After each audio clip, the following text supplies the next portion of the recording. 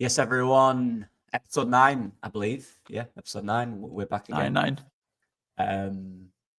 With what's been a interesting week at Leeds United for sure. But before we get into them lot, Andre, how are you, mate? How are things with you? Good man. Personally, in terms of football, I think Yeah. I should ask you if you have another question because honestly, like you said, it's been a very very peculiar and interesting week after the defeat for Leeds at City Ground. But apart from that, everything good. Went on TV on Tuesday night.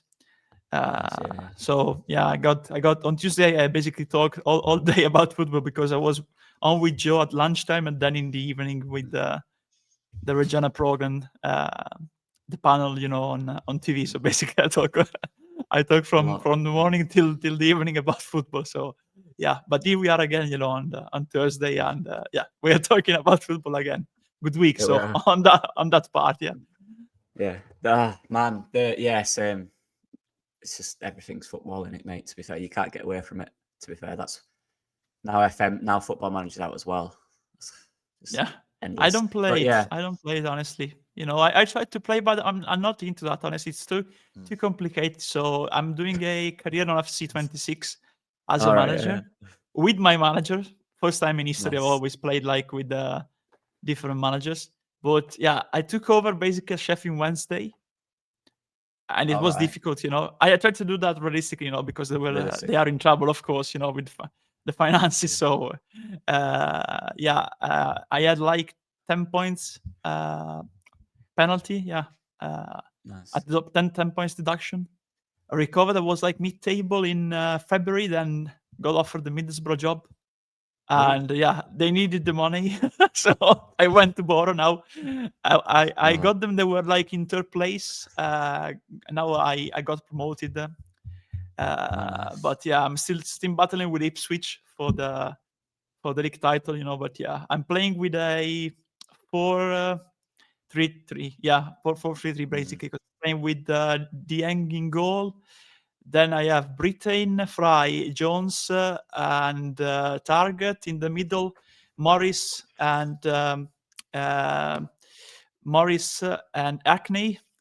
Then McGree on the left, Whittaker on the right, and then I have number 10, Nipan, and Conway as the 9. Yeah. Nice. Yeah, nice, mate. I don't know. I can't remember my FM save off by heart, to be fair. But I've got some good players in there, to be fair. I'm playing in Germany at St. Pauli. So nice. Good. Yeah. Nice club. I was Lots of history. I was a tier 3 team in Bundesliga, and then third tier, obviously, and got promoted. Well, no, I was about to get promoted, but then I left to go here, who were literally bottom of the league, finished 9th, and now we're in my second full season. With Leeds? No, St. Pauli, yeah. St. Pauli, okay. Not Leeds, yeah. What was the team in the third tier in the Dritte Liga? I can't remember the name. Munich? 8060 München, maybe? No. It was one of the very small ones. I can't remember. I honestly can't remember what it's called. Nice one. I know the badge. It's like a blue and white badge, and it's like a thingy. Duisburg? I can't remember. I don't know. Waldorf Mannheim. Mannheim, probably. Yes. Yeah, come on. Yes, that's the one. Yeah. And apart from video games, how's the coaching, the scouting, all the things you do in football going? Yeah, it's good stuff. I'm enjoying it. Hard work. Again, every day is a learning curve, but yeah, I love it, mate. Scouting, I'm loving it. Absolutely loving it. Scouting in different countries. Video scouting in different countries. But yeah, good stuff, man. Learning every day, and yeah, good stuff. I'm just gonna, I'm just keeping my head down, trying to work as hard as possible. That's all you can do, really. That's the best way of learning. Just put yourself in it, go for it, see what happens. That's the way I kind of do things. Just go for it, see what happens. Grow up, yeah. Exactly. But yeah, mentality. Leeds United. We've avoided it for 5 minutes. We're not avoiding it anymore. Andrea, what? I don't know really how to frame this. What is happening? Can we get out of it? Why is it happening? All these questions. What's the problem right now? Yeah, and you said like we have avoided till now. The Leeds one. Literally next to me, I have like all the books regarding Leeds, and Yeah, I think it same. was like 2 years ago for the membership. This one Yeah, doesn't mine's sing there. anymore, by the way. Yeah, I seen it. I've seen it. Yeah. Yeah, I don't Bielsa's think it here sings as well. anymore. Honestly, I don't think it sings anymore. Yeah, Nah, doesn't mine's sing anymore. broken. Yeah, Mine it's just broken sounds now. demonic. It works, but it's like, "Meh," it's just scary, to be fair. Yeah, probably it's a good reflection of the current state of affairs. Especially after Forest. I've seen the video of Lewis, of course, in the away end. So yeah, it was a very mixed reception for the players and Farke. What is happening, I think, is our intensity. I know we talked about it a lot, even in the past videos. And again, on one hand, I am okay because I realized like we saw those things like 3 weeks ago, 1 month ago, and we were talking about them. So okay, we were on the good path, on a good path. But on the other hand, as a Leeds fan, I say, I cannot comprehend like how we did not as a team, as a club, how we did not see these things and intervene when everything was already visible, in August, in September, because I think it's a mix between now, unfortunately, after the Burnley game, Farke, especially in the second half and in team selection, is making some mistakes. Because at Forest, I think Tanaka needs to start. And I don't get why Tanaka didn't play, because we saw against Brighton that he's the one with more pace compared to all the other midfielders that we have, like Longstaff, Gruev, Stack, and Ampadu. So we were facing a very similar midfield. Of course, Brighton is faster compared to Forest, but Anderson, Sangaré, and of course Dominguez, they're all very versatile players. Maybe Sangaré is the most pivotal one between them in terms of operating in a very specific area. But in the end, it was the one who made the run in the box for the first goal. So it tells you a lot that, and we don't have the intensity there.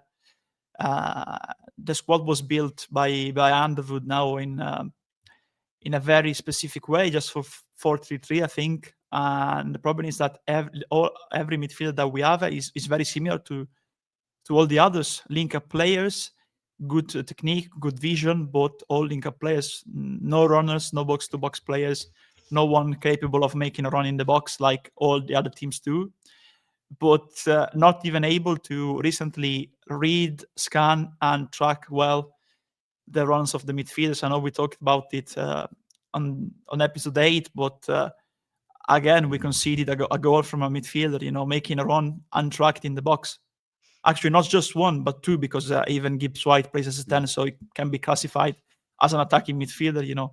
So it's a mix between now bad decision in game. I don't think he is helping himself with that, but even the material at his disposal, the player at his disposal are not great either, because like we said last week, we don't have any game changer on the bench. You can try to squeeze it, to mix it a bit, to try to do something, but actually is like trying to climb back the Everest at this point, trying to climb Mount Everest, because even with the players, maybe James, there was space for him earlier. I didn't get the sub with Gudmundsson, with Harrison. Tanaka didn't play a single minute, but yeah, even playing Tanaka, James, even Yon to return, we don't have the players that you make you think, make you think, okay, now he's entering the pitch, he can really make an impact and change this game. And the biggest problem is in midfield, because it's clearly not working, but we don't have any player capable of changing it in midfield, because that's their pace, that's their intensity. And I think we started on with the motor on, basically, with a lot of energy, a lot of good form and fitness. The problem is that with injuries and the fact that we don't have a great depth, so basically every time we play the same players. Now I think the other teams have catched up, because they have the capability to make the turnover, to change, to rest some players, and we don't. So now they've catched up, and we are behind in terms of fitness, intensity. And once you overrun our midfield, it's over for us. So I have no confidence whatsoever. Something needs to change. Unfortunately, probably if they decide to change, the manager will be the one to pay for that. But he's not the only one with the blame, because he can be blamed from in-game selection. But look at the wider picture. I think the squad is not good enough for the Premier League. We missed out on many signings, in key positions. We already talked many times about them. The right winger, the number 10, the box-to-box runners in midfield, another 9, because even the 9s are another talking point for me. And yeah, it's really confused and blurry and a proper mess right now. So I struggle to see a solution unless we play more defensively, probably. But I really struggle to see a solution for us to get out of this. I don't know what your opinion is about that. If you agree or not with me, yeah. Yeah, do you know what, mate? It's what for me. We've gotten to a point now where everyone thinks that the solution is what we haven't got or what we're not using. For example, Dan James, Willie Gnonto. I go to them too because this is where it's both responsibility of the player and the manager. So people say Gnonto needs to play. Gnonto was terrible at the start of the season. Yeah. He didn't take his man on once in 3 games successfully. He's a winger. James, similar. I remember we spoke about it on here. We couldn't believe it. I think they had 1 dribble each in the 3 games, and none of them were successful. I think James had 1 successful. Sorry. So if you want that back, from what we're saying, so this is where the issue for me comes in. Everything in our minds, or everything in everyone's minds, that they're thinking about is the positive side of it, or we bring Gnonto back. So instantly you're thinking of the good things Gnonto can do. Bring James back, he's quick. Instantly you're thinking, oh, quick, get on the last man, running behind, get some crosses in, goal. Back 3 instantly, that works. Every coach or every person, when they think of what's right, in their head, it's perfect. Sam Allardyce is a good example. So I remember when he was on his podcast and he said, I could sort that Leeds team out. I do this, I do that. I bring in Gnonto. He gets to training and none of the players are fit. Oh, now what? Right? Everything in everyone's mind, as a coach, if you have an idea of how a tactical setup is, your idea of it, your philosophy, right? Your setup, right there, boom. In your mind, you're thinking how that works. Now, this is the solution. This is the problem, right? What about when it doesn't? Because it won't always. Most of the time, it's a struggle, right? And this is everyone. And I've watched and listened and looked at a lot of stuff this week. And I'm not disrespecting anybody particularly. I'm just saying generally, and I'm in this as well. Everyone has a solution, but they're all different solutions. So which one's right? And as you said, Andrea, you said, I don't know the solution. I'm kind of in that situation. I'm looking at that team going, we could be more defensive. We could sit deeper. Yeah. How do we get out? Because 1, I don't think the balls or the outlet to DCL have been good enough. I think the distribution's not been good enough. All right. Do we have the midfielders that can sit deep, then support the attacker? I don't think they're quick enough. Yeah, exactly. Right? All right. So maybe we could, right? Maybe that works. Maybe the balls need to be better. The distribution needs to be better. Those are things that need to happen, first of all. And then when it gets to DCL, is he doing well enough to hold it up? Those are 3 things instantly I'm going, have they happened this season consistently? I don't think so. Then there's the we need to be more aggressive. All right, again, with who in midfield. So if we've been aggressive with our midfielders, if they beat the press, then what? Are our midfield quick enough to get back? Are our defence quick enough and more agile enough to react to that and help delay until the midfield get back? If they beat us on the press wide, are we good enough in the box to mark our men when their midfielders are running from midfield? Again, we've seen that how many times that's not the case. So there doesn't seem to be a clear solution, but this is my point. Everyone's got a clear solution in their heads, but that's the positive side of how that works. Theoretically, I could go, what we need to do, we need to get the ball to Longstaff, play the ball out wide, Goodmanson overlaps, get the ball in the box. In your head, that's perfect. But in practice, it never is. So, and this is the same with Gnonto and James. In your head, when I think Gnonto, I'm thinking, right, I remember when he was on the left and he'd cut inside, he'd get a shot off, he'd beat his man. Excellent. Dan James, I'm thinking last man, Bogle combination down that side. That's not, ideally, that's perfect. But that's not been happening when they were playing. So for them to, if they're coming back in, they need to be better as well. If the manager's choosing them, they need to perform at what we expect them to do, right? And it's the same for the midfield. The intensity's dropped. You could play deep, you could play high, whatever you want to do. Their performance, their intensity has dropped. The best thing about the first few games was I loved how we won the ball in midfield. We did it loads. Ampadu, Longstaff, Stack, all of them. They won the ball in midfield. It was really good. Then we just couldn't score. I remember we created chances. We'd win it in midfield, give it to the attackers, it'd break down. That's gone. Right, that's gone. The intensity is gone. Ampadu looks like half a player he was for his standard, by the way, which is very high in my opinion. I rate him very highly. You know that, Andrea. I think you do as well. Yeah, absolutely. Longstaff has played over 100 times at this level. He is needed right now. He needs to help Tanaka. He needs to help Stack. He needs to help Ampadu. Stack, in my opinion, has been played in a wrong role. I agree. That's why I will criticize. It's just my opinion on where the player should play. I think the player should play deeper. The manager thinks he shouldn't. I think he's struggling higher up. Like I said, with the transition, the speed getting back, because Longstaff and Ampadu are not the quickest either in that situation. Tanaka isn't being played. If we're wanting to play the ball from the back, quick and balanced, for me, Tanaka is the quickest distributor of the football. He gets the ball. Yes. He's a very good. I did work on this a while back.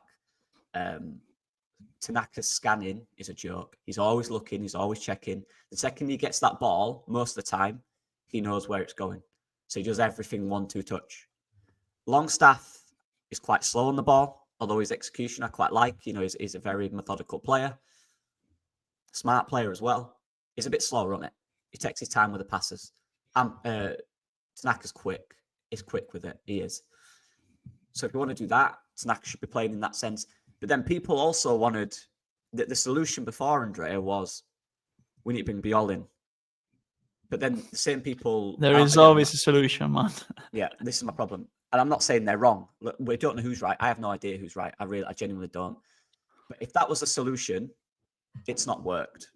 I remember when we said it's a structural issue with the marking in the box. It's the same thing. Biol was in the box the other day. That was him. Him and Ampadu. They had to sort that out. Didn't get sorted out. The same problem, like we said. But people want quick, high build-up. Strout's a quicker, for me, in my opinion, is quicker on the ball than Biol. I think Biol's pass selection is good, but he takes more touches. It takes longer to do it. He hesitates more. Strout doesn't last. He doesn't spend longer than 2 seconds on the ball. Strout is quick. It might be more simpler, his distribution, but it's quicker. So what do we want? What's the solution? It's a tough one. I don't think we have the variety to change much. Of course, there's things we can improve, no doubt in it.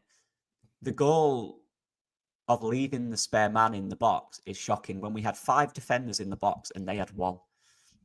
Now, people are blaming Ampadu, people are blaming Biol. I'm at the point, Andrea, where I'm saying I don't care whose fault it is, deal with it.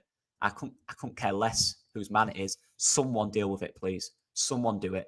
They both saw him. They were both looking at him. None of them did out. For me, that is terrible. That's responsibility. That is where, and look, I've been his biggest fan, and I am.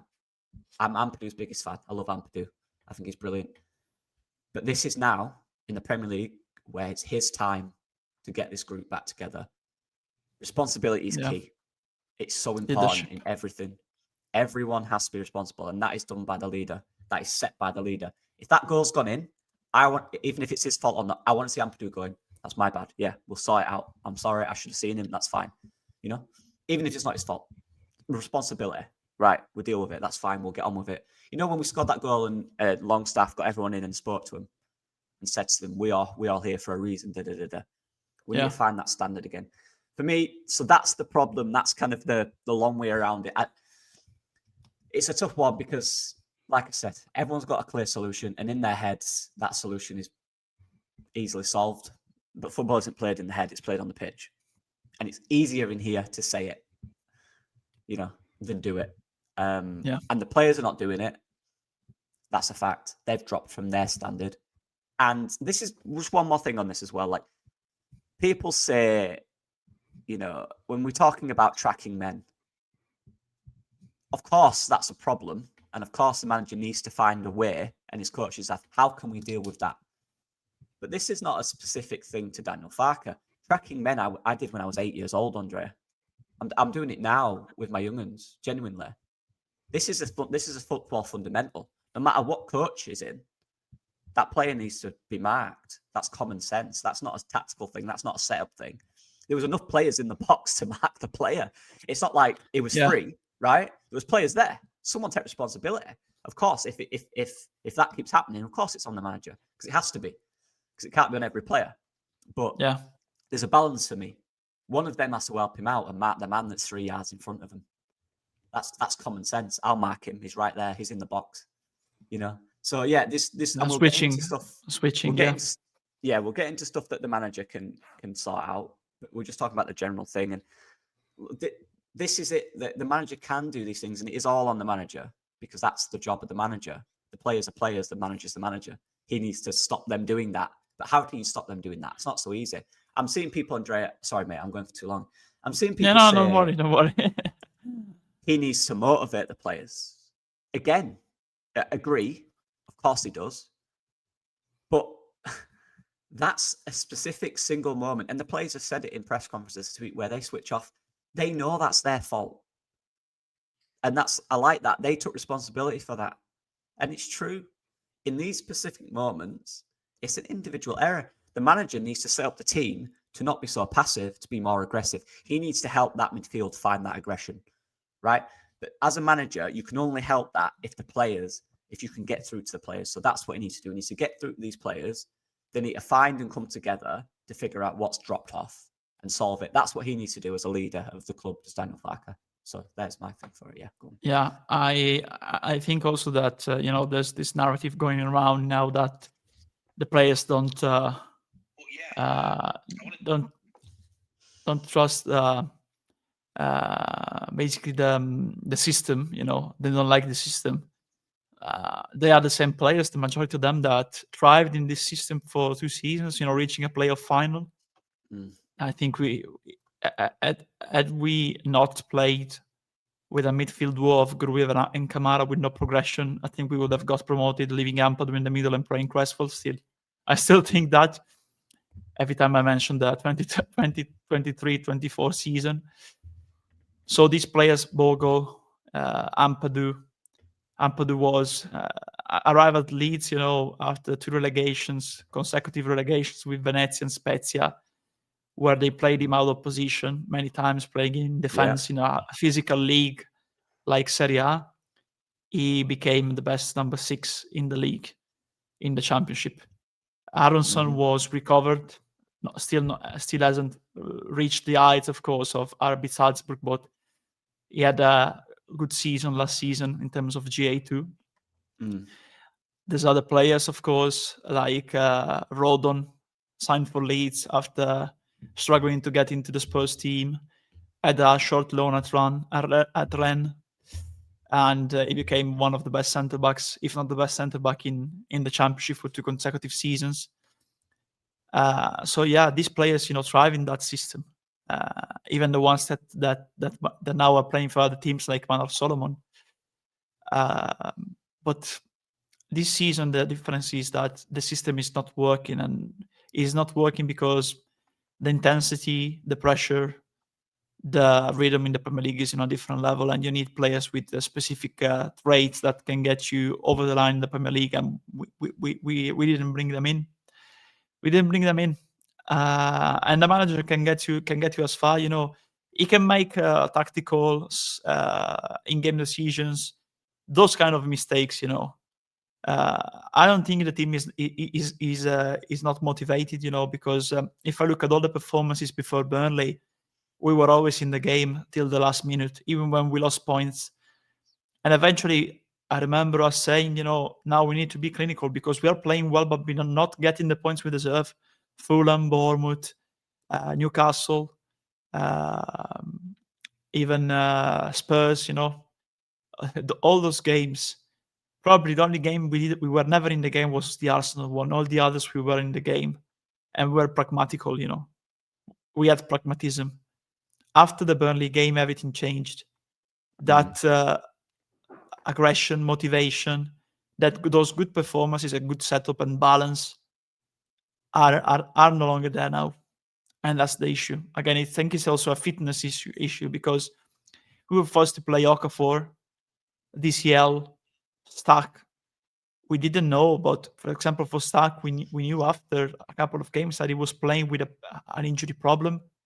He was not fully fit. DCL returns, not fully fit. Okafor returns, not fully fit. But we have to play those players because the ones on the bench cannot provide for them if they are not available. And that comes down again to the squad depth, because you mentioned Lucky before earlier, Gnonto, the difficult start him and James had in the Premier League. It should have never come down to us in 2025 saying basically our strategy is we're relying on Aronson, James, Gnonto, Jack Harrison to perform better than they did in the past in the Premier League and be consistent. We are talking about players. Gnonto was 22, 21, 22 now. All the other players, they're not 22 or 20, 21 anymore. A lot of those players, James, Harrison in particular, they can be classed as veterans looking at their age. So those players have already reached their full potential. We know where they struggled when they were in the Premier League. Harrison didn't have two good seasons at Everton. He never had consistency. James, he was great in the Championship, but Man United, ups and downs, comes to Leeds, good games, some bad games, played out of position because, again, it's like a pattern for Leeds, not having squad depth. Didn't have squad depth, and the season Bielsa was sacked. So James was basically played as a false nine at times, and Marsh didn't keep him, because he didn't deem him good enough for the following season and sent him out on loan to Fulham. And there were no offers for him after the season at Fulham because we were relegated. Had he played great in the Premier League, there were going to be offers, but he stayed with Leeds in the Championship. So that tells you everything you need to know. Now it's a player that got his career back on track in the Championship, but realistically in the Premier League, he was never consistent.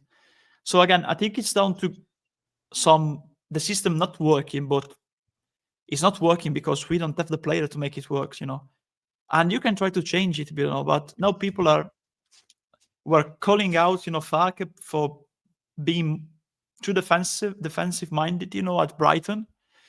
The problem is that I don't think he was defensive minded. We were forced to play in a more defensive way. There's a frame at the City Ground, where basically Ampadu and Longstaff are going towards the ball. Again, one of the situations we showed from the game at the Amex, in Brighton, Palmer, realistically, if you want to be precise, But yeah, there was a situation with Perry with the ball, Rodon and Biola again wide, and Ampadu and Longstaff going towards the ball, and they were men marked by Dominguez and Gibbs White. And like you pointed out, Tanaka is the more versatile one there, the one that scans everything around him and is fast to move the ball all around. But again, we are not built for this. So even changing the system, you can change the system. But like you said, we don't have the variety of players, but also the variety of players to adapt to a different system, like we showed 2 weeks ago, Change to a back three, you just have ball now. Change, like Ampadu went down. I remember you were talking about it. Ampadu went down. Is he injured? If he's injured, then he's going to miss a game. We just have basically Grujev on the bench then. For our midfielders, and we know he's a defensive midfielder. There's not another attacking-minded box-to-box midfielder on the bench. So yeah, it's still a structural issue. I think that every manager will struggle with. So Farke is making mistakes recently after the Burnley game. I think, especially in the second half, in terms of reacting to the game more than being proactive in the game. But this squad was always going to be difficult for every manager to manage, And I disagree with the people saying like he needs to make these players perform better. Like you cannot turn, for example, Cristiano Ronaldo into a defensive midfielder, or turn a wide midfielder or a fullback into a winger. If he doesn't have the pace to play a winger, or if he doesn't have the 1v1 ability, you cannot turn a right back into a center back if he doesn't have the physicality. So again, we're talking about basically doing some complete reset of players, because the way we played last season, we could do that in the championship because we had the squad capable of doing that.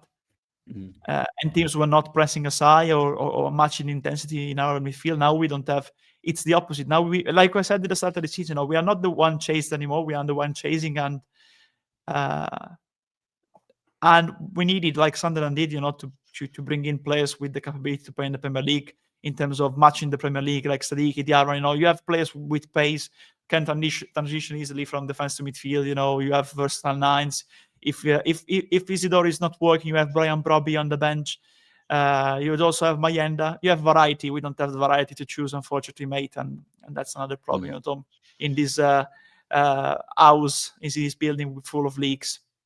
Yeah, that's it. And I remember when we signed Anton Stack, and people were saying, and I'm convinced some of them hadn't even watched him, respectfully, that he's a big destroyer. And I'm going, he's not a destroyer. He's a big lad. He's got a presence, absolutely. But he's not a destroyer. He's not a physical. People say he's like a physical beast. He isn't.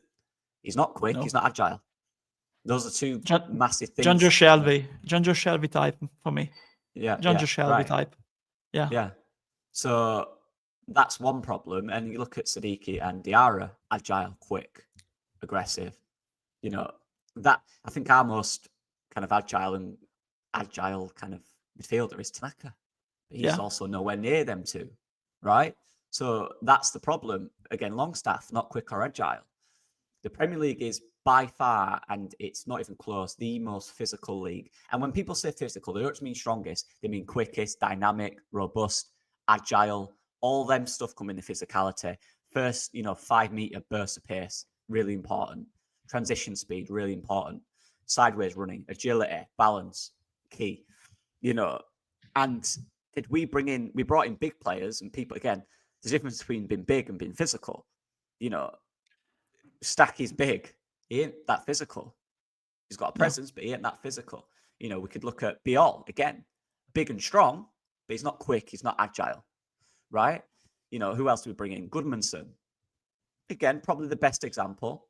I think he is quite a physical player. He's quite agile. I think he's looked really good this season for the most part. He's got better and better. DCL, experience in the league, probably is quite a physical player. But again, that's the other side of it. Now we're looking at the technical goal scoring side of it. On the wing, what have we got there? Is Aronson a physical player for the Premier League? No. He runs a lot. He puts a lot of hard work in. He is agile, but he doesn't have that robustness, that real strength quickness that you need in the Premier. Exactly. It's really important. And this is what we keep saying, it's the difference between being big and physical, or being physical and being a robust Premier League player. And people think physicality, and this is one thing I've learned about scouting. People think physicality is just strong. It isn't. The main parts of physicality is how robust you are. How can you ride a challenge? Your first 5 meter sprint speed, how quick is that? Can you get away from a defender? Loads of stuff like that. How quick can you turn direction? Because in the Premier League, if you're being pressed and you can't turn direction quickly, you're going to lose the ball.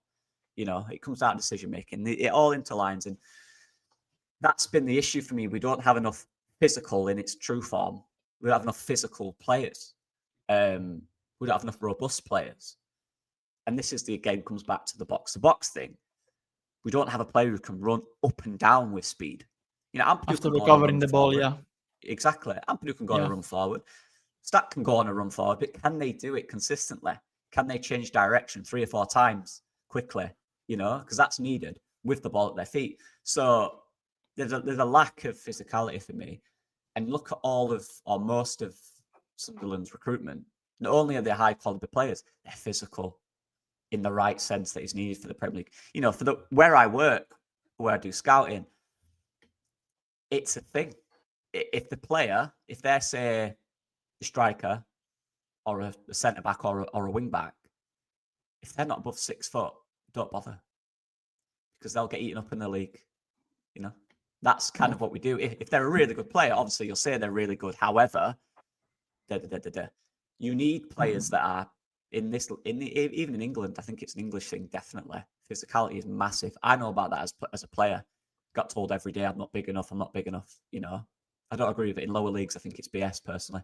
But at this level, if you're not an experienced Premier League player, physicality is everything. It's everything. And that's why, you know, that's what we need. That's what we require. So from that perspective, it's really frustrating. And I'm looking at teams around us, and this is where recruitment is. I think it's the most, personally, this could be controversial. I think it's more important than the manager, in a sense that Absolutely, even if you 100%, man. even if you have a poor manager at the level, if you recruit perfectly for that manager and for the Premier League, that's a key thing as well, you'll probably stay up, right? If you have a really good manager and you recruit terribly for the Premier League and the manager, you'll go down. You know, so for me, recruitment is the key thing. We have a manager who, and again, I'm not saying he's a good Premier League manager. We don't know that. He's had a poor run of it before. The context is people are forgetting nowadays. They're not talking about it because they want him out. But and it's fair not to. The context is the recruitment at Norwich was poor, very poor, and he went down. The recruitment at Leeds is better. And again, I like some of our players, but we're missing them key physical attributes. More than better. More than better, I would say, like, we have more funds compared to Norwich, probably. But that's the way how you invest those funds, you know. That's the difference too, you know.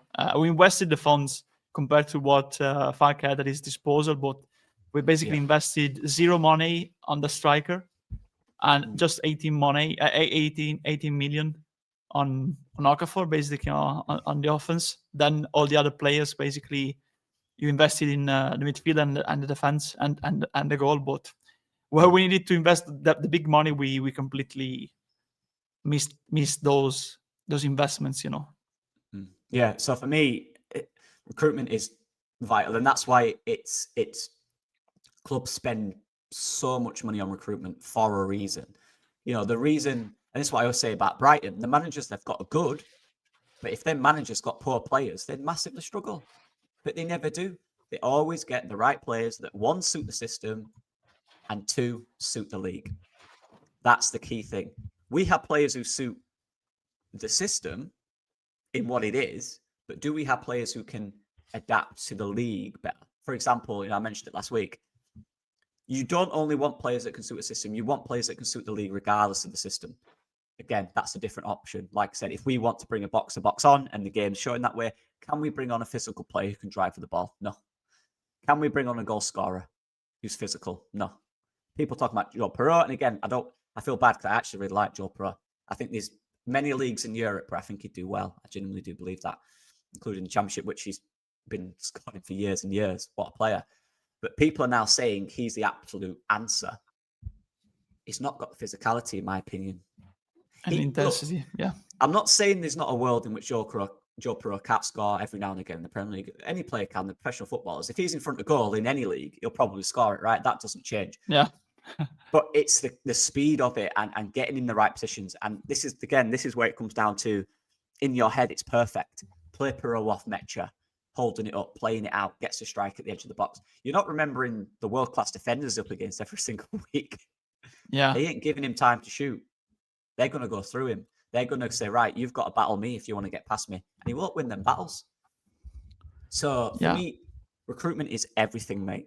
It's absolutely everything. It's more important than the manager. And this is why I keep saying, if we brought in a new manager, and again, I'm in the position now with Farke where, and we'll get into it, I guess. I'll ask you in a minute as well, pal. I'm in the position now where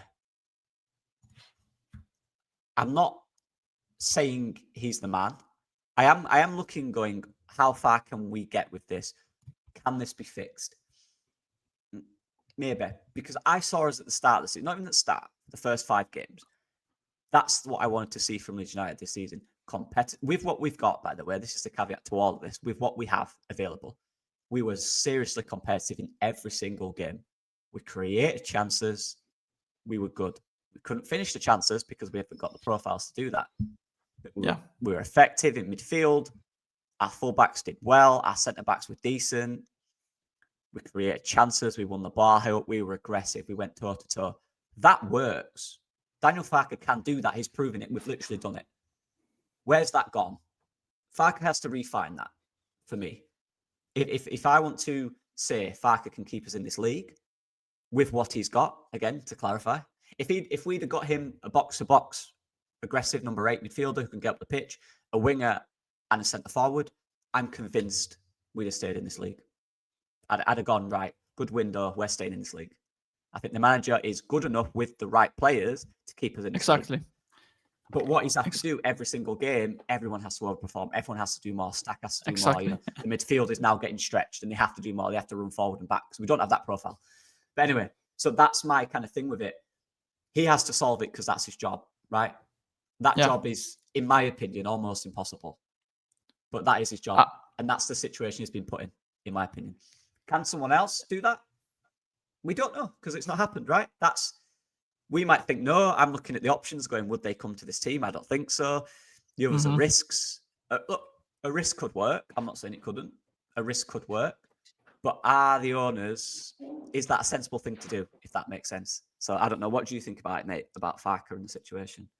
Yeah, it's very difficult for me because I think we don't have a good squad, honestly. I think other squads are more attractive than ours, in terms of selection options. And you see that Forest, of course, they got Europe last season, so it was very easy for them to get Daesh after Hanje, because Hanje had a very good relationship with Marinakis, of course, both Greek, But even West Ham, they have a good squad still, and they have the pool of London and the pool of, having a core of players that are very suited for the Premier League. They signed Callum Wilson, they had Füllkrug, German international, the youth. They made signings, this summer. Fernandes, Soucek, still there, So they Gamassa, I cannot remember that's the name. Honestly, it's so difficult for me. The former, Magassa, but I think they are more, attracting for a manager, in that sense. And when you were talking about, having the right players, even for a manager that doesn't have the experience or is not a poor manager, with the right players can work. I think everyone, not us, of course, not us, laughed, saying, why are Brentford employing a set piece coach as the manager in Keith Andrews? But again and again, people just look at the name Brentford probably and think it's just like the chant that they do from themselves, like they do, like we do in an ironical way. Leeds are falling apart again. They do in an ironical way. We're just a bus stopping on Hounslow, So I think people look at the history of Brentford and the size of the club, and they just say, oh, they're gonna go down now that they don't have Thomas Frank anymore. But again, they know how to invest. They know how to bring the proper players for the system that they wanted to play, so it's working for them. Again, they might lose some games, but they are in a safe position so far.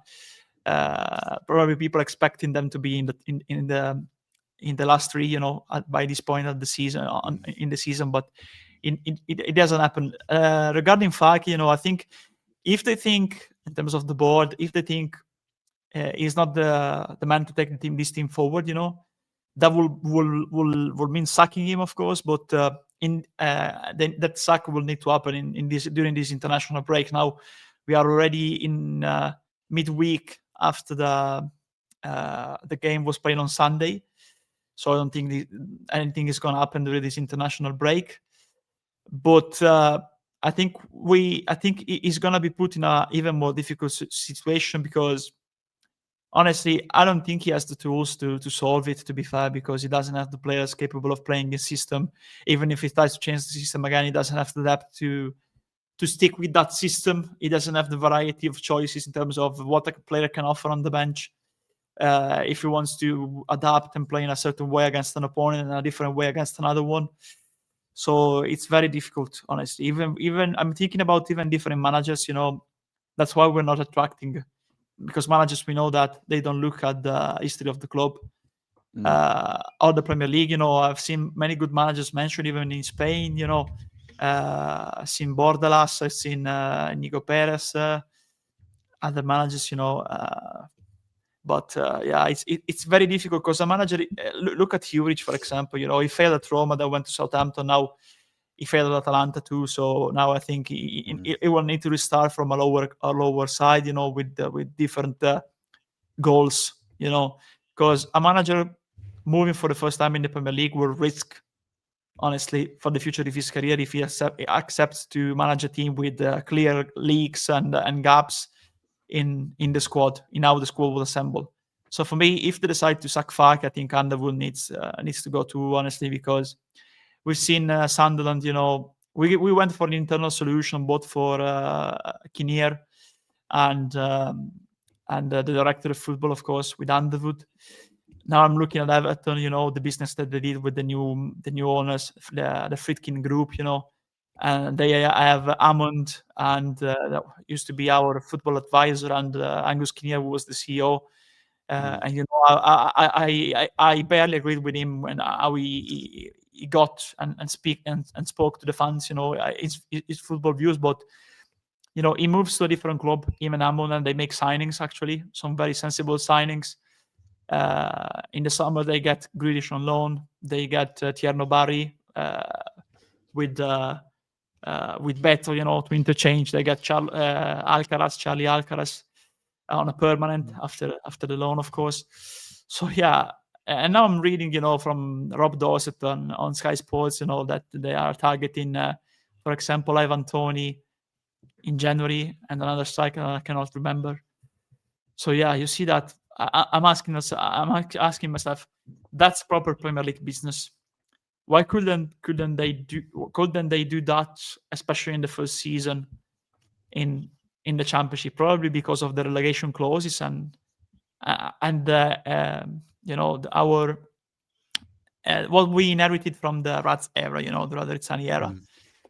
But at least they got some experienced officials in the club, And I would like, after what happened in the summer, I don't think it was a great thing in terms of how it was handled. We signed good players, but it doesn't matter if they are good players if they don't work for the system, or if they don't play, if they don't match well one next to the other. A good example is Stuck next to Ampadu or Longstaff next to Ampadu.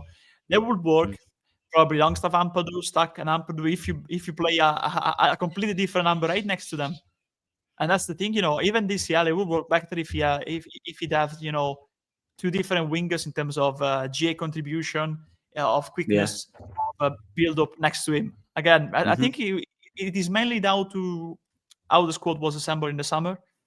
So it's a really difficult task for Farke, but it will be a very difficult task, not just for him, but for every manager, because for anyone. Course, yeah, we just built for 43 again. So if you bring in a different manager, he might try to switch it. We might pick up some points, but if you don't fix the problems in January, I think we go down really smoothly. And if we don't, it will be like a miracle, like when Leicester won the league, probably. But yeah, it's of that proportion, because I think the squad is very similar to Ipswich last season or Luton the season before. Probably we have more quality, but we don't have key traits to stay up and actually go toe-to-toe with certain squads. We were overperforming at the start of the season, both on the pitch and both in terms of technique, quality, and also especially in terms of intensity of fitness. Now that spark is gone, and how do you get that back? We are edging towards the mid part of the season. The international break is good for recovery in this case, but I think we don't have the players to consistently overperform, because we are relying constantly on the same players every week. Even the ones returning from an injury, we overplay them because we don't have the proper replacements on the pitch. So monumental task for everyone. Like we said, it would have been a monumental task if we stay up with the squad, and it is gonna be absolutely. Yeah, the biggest mistake that anyone can do in football is think it's an individual sport. It's a team sport. There's a big difference between individual and team sport. Massive difference. Now, the word identity has been thrown around. And this is it for me. What is our identity? And do we have one? I say I'll start off, mate. I think we do. Yeah. I think, of course, we do. I think we've lost it, or not lost it. It's hiding. You look at the start of the season, and an identity isn't necessarily a specific where you play. It's your core beliefs in what you do on the pitch. So, for example, we wing the ball back, stuff like that. That's an identity. It's when teams come to Ellen Road, they're going, oh no, I don't like Leeds because they do this or they do that. You know. So, of course, an identity can be out passing people. It can be out running people. Marcel Bielsa is a great example. Every team knew that every one of them players was going to run like crazy. And this, I just go on a tangent. People were saying, like, comparing it to the Bielsa thing again, how he got the most out of those players. The core thing Bielsa did that no other manager does was that his team were by far fitter than everybody else. That's how he got what he got out of them. They ran more. Simple as that. They ran more, and the mentality, because everything was so strict, the mentality was pure football. Now, of course, we saw the longevity of this is always questioned for this exact reason. They are humans. Even Bielsa said that, to me, they are robots, you know? Of course, that's where the recruitment came in. You have to refresh that every 3 years to keep it going. Exactly. which we didn't do. We didn't do, yeah. We're repeating the same mistakes now. Yeah. So the identity is an interesting one because for me, at the start, or not start, I keep saying the start, I can give more respect. The first 4 or 5 games, the identity was very clear to me. The identity was midfield, man for man, aggressive, win the ball back, win the ball high up. Every single man outworking their opposition. Every single man, even in defence, clearing the ball, getting the ball out of the box, working together, winning the ball back, attacking quickly with mixed outcome because of our quality. But the identity was clear. It was to be competitive, to make everyone hate playing us, and then when we can, attacking wide areas. For me, that was our identity. I like that. That's an identity. We did have one. People said we've never had one. We have. It's BS. Now that has gone, in my opinion. And I remember saying, I absolutely love watching this team. Remember when I used to come on all the time, I love watching this team because we had a clear idea and identity of how we played. I knew every game, whether apart from the Arsenal one, but they're just too good, right? Although I didn't like our mentality, but anyway, I knew in every single game, bar that one, that we were going to go out there and just put it on people, put it on teams, be aggressive, be competitive. I love that. That was all I needed to see this season from my Leeds United team, genuinely. That's all I needed to see. I just wanted to see us be competitive, be aggressive, everyone do their jobs to the top ability. And that's not happening anymore. That's clear to see. The midfield has lost its aggression. The defence have lost their kind of mindset of, get that ball out of this box quickly. I think even up top, Metro, I think, started the game well in the first few minutes. He held the ball up quite well. But after that, the mentality of the attackers seems to be trying to draw a foul before I hold the ball up. That's the thing that I don't like in strikers. If you've got a physical frame, why are you going for a foul before you've even focused on holding the ball? Focus on the ball, hold the ball up first, then try win a foul. The mentality switch there too. Wingers, and I know he's criticised, and this is where we might disagree slightly. I still like Okafor because at least his mentality is positive. That's one thing I like about him. Of course, maybe too positive. I don't know. As a winger, I like it when wingers do that. Decision making is another thing. Being consistent is another thing, of course. Defensively is another thing. But I like his mentality. Now, you look at the other side. Again, I like Brendan Aaronson's mentality in the sense that he always puts every ounce of everything in that, in every game. I love that. But as a winger, he's still not beating his man one-on-one. And even Bogle now is not, his role's different. He's not doing as much. Everything for him seems to be cutting inside. Why is he not beating his man one-on-one on the outside, Why are the runs not happening so frequently? There's a mentality change, mate, for me. How do you get that back? How do you get the identity back, that competitiveness? This comes down, to me, the core thing. Of course, every individual has a responsibility to play, but the biggest ones are the manager and the coaching staff and the leaders of the team. They set the example. Now, the leaders of the team for me are Ethan Ampadu. You look at the first few games, no one got past Ampadu, did they? No one got anywhere. No one got, even Longstaff. So Ampadu for me is the captain. He needs to set that intensity level. Longstaff is the most experienced player in our team in the Premier League. Again, he needs to set the tempo in the middle. I'm looking at DCL. Again, how many he's played for England? I mean, come on. You know, striker in the Premier League for years, experience. Even Mecha, mate, he's played for Germany. The guys have Germany caps. Yeah. You don't just get given them. You know, these are players I'm looking at, and even in defence, I guess, even like a Strauch, even if he's not on the pitch, he's played at this level. Those are the core players for me that I'm looking at going, they're the ones that need to switch the mentality and get our identity back. The manager and the coaching staff, Longstaff, Ampadu, DCL, Mecha, maybe a Strauch who's been here before, who's seen good and bad times in the Premier League leagues. What would you say on that, mate, about the identity side of it? I think I agree with you. I think we had an identity at the start, and identity was pretty simple. You know, trying to be balanced, not over offensive, like we were probably in the Championship because the league allowed us to be. I think the plan was, of course, to have Ampadu as the playmaker and you know, try to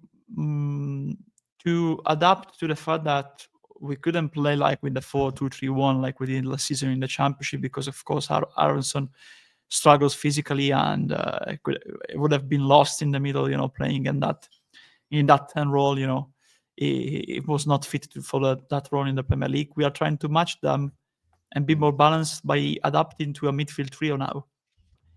And what we're trying to do in order to, you know, to don't feel the miss of a number 10 of a creator is trying to, when we are in possession, try to quickly switch the side, especially we did a lot of that with on the right hand side, you know, with Bogle contributing and coming through, you know, and the winger, in this case, Aronson playing more centrally in order to turn around, switch the side, or play the ball into the space for Bogo to overlap into, you know, to run into.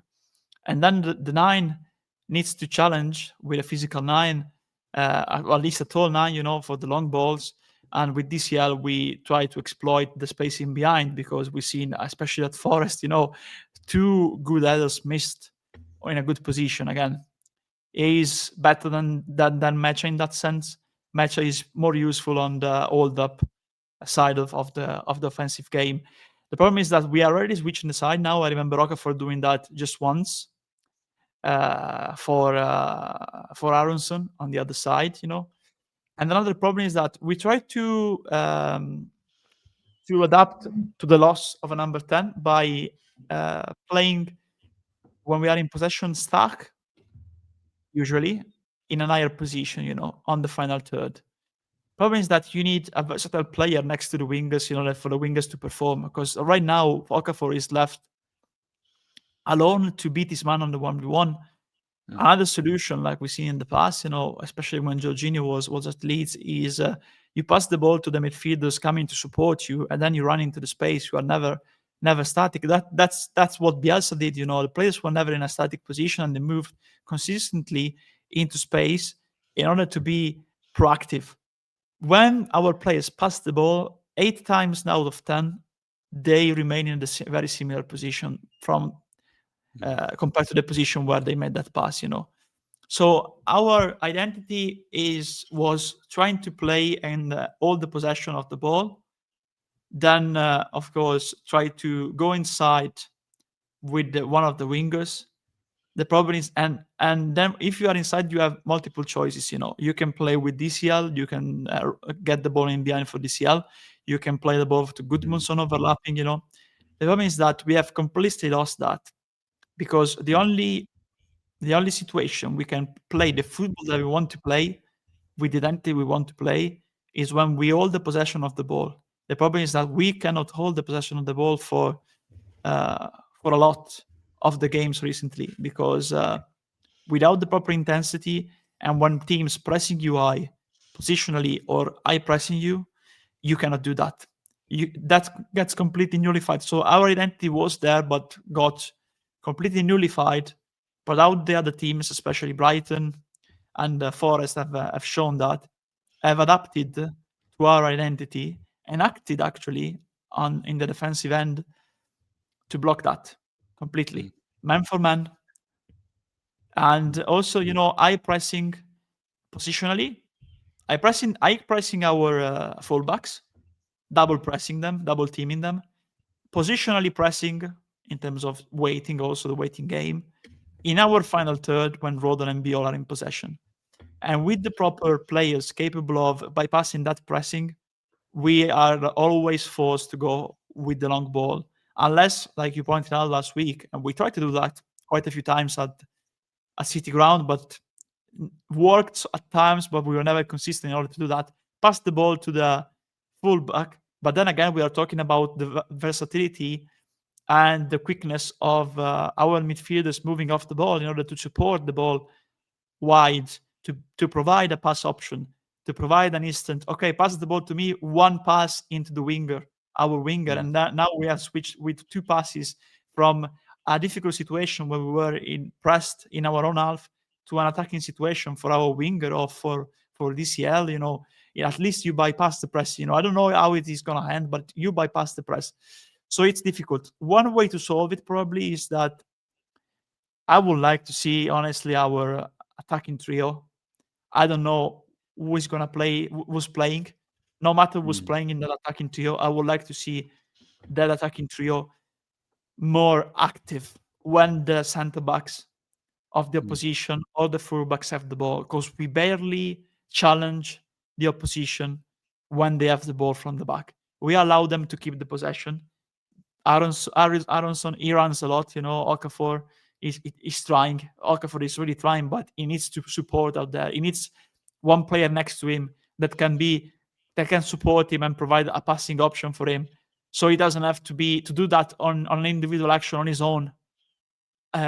Basically every time, they need to be more proactive, because if we allow them to hold the possession and completely move the ball from one side to the other, and every team, basically, we shown that last week, have a number 10, they can easily go in the final third, or they can easily, when we try to then play our usual football, they can easily outpace us in the middle, and we are down to square zero, to square one again.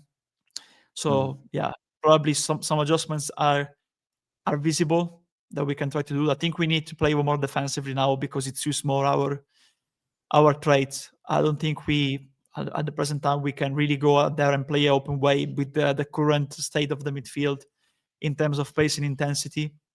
So we need to adapt and be more pragmatic, and that means probably more defensive minded in terms of trying to send the opposition to the wing, recovering the ball, and the fullback can have a midfielder next to him and try to run with the ball. Gudmundsson did that twice, at City Ground. But because we don't have the midfielders capable of recovering and running the length of the pitch, we have to rely basically on our fullbacks, on our wingers, and on the striker to be like the more advanced man. You can be more defensive, but at least you are forced to be. At present time, you are forced to be more defensive, unfortunately. But you can still be aggressive, and that's the problem. We are not aggressive. We are attracting the pressure, and we are absorbing the pressure. We are not countering the pressure. That's another problem that I think Farke needs to address. We are not countering or being aggressive compared to the pressure or the positions of the opposition where they are in possession. We are just absorbing it. And that's a problem. We are just adjusting to that. We're making their job easier. Yeah, this is it. And this comes back down to the solution stuff. What is the solution? Obviously, every individual has their own idea of what that is, but they're just ideas. One, not all can be right, not all can be wrong. So it's again that's you're right in the sense that, and this is why I always said having an offensive outlet is so important for who we are and what we play like. So when we do sit deep, that outlet is key. It's vital. It's the most important thing. Who can get you out of that because it's fine. And you're right, there is a difference. People were saying earlier on the season we lacked intensity. I don't think we did. I think we looked good when we sat deeper. We'd have the ball for periods, then we'd sit deeper. That's been pragmatic. That is pragmatic, because actually when the opposition brings on 3 or 4 players, offensive players, you can't just keep doing what you're doing. You're winning the game. You have to protect that lead, right? So if you can be effective from sitting deeper and then countering with an outlet up top, if it's Calvert-Lewin or Mecha, you can still be effective. And we did, and we have done that.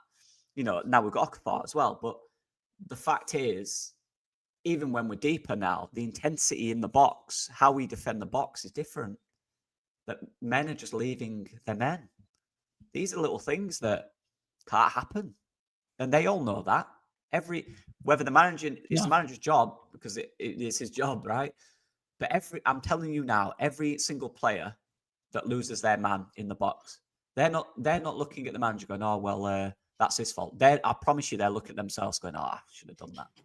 Whether they admit it to their teammates, which is what's the problem is, they need to take responsibility for that. That every one of them knows if they lose their man, they're going, oh, I should have dealt with that. They're not going, that's Farke's fault. They're just not. And we need to apply that in practice now. We need to stop stuff like that happening. Yep. If we can track our men, I know it sounds so simple, and just be a little more aggressive, we'll be back to where we were. Now we've got Okafor, maybe we can involve him a bit more in that sense. He can get more outlets. He can have more combinations. Do you know what I say? And this is going back to the right answer. And this is my version of what I think it could be. Again, like I said, I'm not criticizing other people. It's the same for everyone. It's the same for me. I look at my squad. I look at our squad, and an alternative for me. And I don't know if this will work. I have no idea. I'm just looking through it. Right. If we looking at the way we defend, assuming we can fix that issue and play like we did before, I'm still looking at a 4-4-2 going. That's pretty solid. If you can have a solid midfield, 2 midfield, maybe an Ampadu, a Longstaff in there. I know people say you lose midfield superiority, but the fact of the matter is we've lost that. And you're more compact, you're more structured, you're more into lines. There's less spaces for their creative players to work in a 4-4-2, right? Everything's more structured. With 2 up top as well, one of them can drop in. And that's my point. Like, the 2 up top for me, I'm thinking Calvert-Lewin and Okafor. Absolutely. Absolutely agree. Okafor needs to be closer to the play, in my opinion. When he gets it out wide, he's got a lot to do. Usually he has to beat more than one man, which is difficult. I just think if we can find a way, and I think it's the key, mate, to find him more central, that's it for me. I think he needs to be more central. His best play, in my opinion, is when he's close to Calvert-Lewin, because he can take guys on centrally as well as wide. You don't just do it wide, he can do it centrally. And he actually wins more fouls centrally when he's driving with the football, and he can actually shoot easier. The goal's in front of him. You don't have to cut in to shoot or find an angle. So I just think of something where maybe if it's not a formation change, maybe it's just, in certain instances in the game where we are under pressure, can we go that? Can we sit a little deeper in a 4-4-2? Can Okafor be the 3-man for the outlet? Or can DCL be the 3-man for the outlet and then Okafor can stay wider? Then they can have a little combination, because they are right in the fact that when we do go longer, when we are sat deep, to make that clear, it is very isolated for the striker right now. If you had someone a little closer. But then the issue again, I go back to individuals. I think the distribution to the striker is bad at the moment. I don't think it's good enough. But then even when the strikers got the ball, they're not holding on to it. They're losing it. They're not winning fouls as much. They're not holding the ball up. They're losing it. Their touch is going wayward. Like I said, I just think we're in the 4-4-2, there's less reliance on the midfield to be box to box. There's more reliance on them to be solid and concise. And then when you get the ball, you've got 2 offensive players in front of you, and then maybe one of the wingers can go on. Maybe that molds into a 4-3-3 in a certain sense with one winger, Yeah. What would you play? I think it's pretty clear, 4-4-2 would work with Harrison on the left, because of course he has the physicality type of body, to play, I think, as a winger in a 4-4-2. My main issue would be, would you play on the right in a 4-4-2, in terms of a right winger? For me, mate, and I'm sure this is where I might disagree. For me, in our current situation with who we've got, I'd play Nonto simply But I actually think his defensive work's underrated. I think he works very hard. One thing I like about Nonto, I think his combination play has always been pretty decent. I think he's a good link-up player, deeper. And if we can have a creative situation where we're attacking, where we have a more defensive left side, and we can create a little link-up play with Nonto, Okafor and DCL, maybe a Longstaff, I think we can get something out of it. I just like, I think in that sense, in build-up senses, he's actually quite effective. Even when he wasn't playing well at the start of the season, even in deeper areas, I still thought his link-up play and his switching of the ball, actually cutting inside and finding the other winger, was pretty effective. So yeah, I don't know. I'd probably edge with that at the moment. But then I can see that the thing with Dan James being that forward outlet, direct runner. You know, what do you think? I would prefer Dan James, to be fair, because I think in a 4-4-2 he will work better with his pace. I think Gnonto is primarily a front trio player for me, honestly. But I get your point. But I think James for me would work more, be more suited, in that. And it's not the perfect play. Let's be clear, of course, because I think you need to wingers that can really play both phases, or at least know where they need to be when we are defending, and then switch instantly, because it's compact, it's more balanced, and then you have to run a lot with the ball, to sprint with the ball, So I think Harrison and James in that situation maybe will suit us more, compared to the other stuff we have, Harrison and Harrison. Not Harrison, sorry. Aronson and Gnonto, of course. But I agree completely on DCL and Okafor behind. I had another and Okafor behind DCL, of course. I had another question for you though.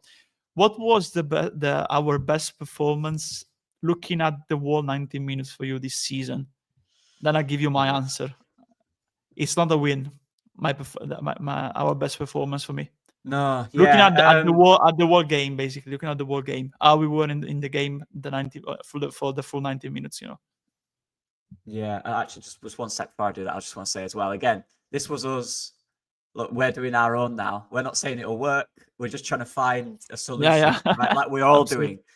Like I said, there's probably a way in which that doesn't work, and Farke would explain it to me, go, "No, this would happen," and we'd get to, "All right, fair enough." But this is just us trying to find solutions, we're having some fun. But yeah, to answer your question, for me, Bournemouth. Is that what you were going to say? Yeah, exactly. I really like Newcastle as well, because I was really scared of their midfield, and I think man for man we matched it perfectly. I think the intensity was really good. So the intensity side of the Newcastle game, 100%. But I really like the Bournemouth game. Again, look at the opposition, and that was a team for me that were good at finding spaces, good at finding gaps that could tear you apart. And I think we stuck up to the task. I think our players did their roles well in that game. Everyone stuck to their task. The late, again, the goal came from what it always comes from.